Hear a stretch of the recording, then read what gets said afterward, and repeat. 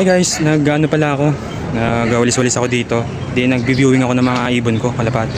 So tinitingnan ko yung mga mangga kung may mangga pa. So may kuwago dito, eh, no? Ewan ko kung kuwago ba to, ano ba, paliko na maliit o kuwago. Mukhang kuwago eh, malaki na siya oh. Nakadapo lang dito. Kasi kagabi umulan, so baka nagpahinga lang dito, lilipad din to. Hindi natin pwede hulihin, kaya lang natin siyang makakawala yung kuwago na yun. Napakita ko sa inyo. So,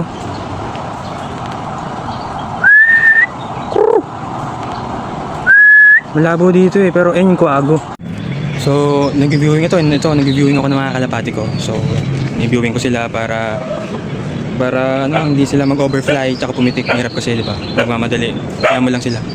So, nakita ko yung kuwago sa taas. May lilipad na siguro. Mulang kasi kagabi. So, yeah, pinapa-viewing ko yung mga kalapati. So, nakita ko yung akala ko falcon. Sila, viewing muna sila. Mahirap kasi pag ano, mag-overfly. Kaya mo lang sila mag-viewing dyan. Ito. Kasi hindi siya kumikilos. Hindi ito lilipad kasi sa gabi lang to active, diba? Mamayang gabi pa to lilipad. Isimulan kasi kagabi, diba? Ito siya guys. Dito tayo mo sa ilalim niya. Ayan. Ayan. So. Ang tingin pa sa atin, oh. Sama ng tingin din, oh. Oh. Yung kalapati natin, oh. Lilipad-lipad pa dyan. May-viewing. Ayan sila. So,